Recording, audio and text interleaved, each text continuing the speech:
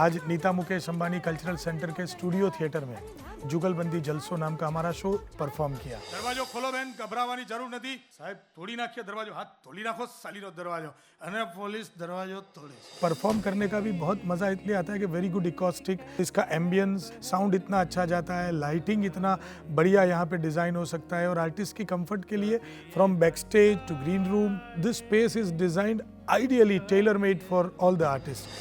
આપણે ત્યાં વાર્તાનું સર્જન એને જેવી રીતે કલા માનવામાં આવે છે એવી રીતે એનું વાચિકમ એને પણ કલા માનવામાં આવે છે।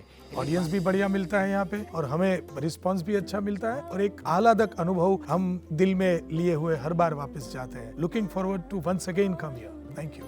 મન મૂકીને વરસો કરીએ જુગલબંધી જલસો।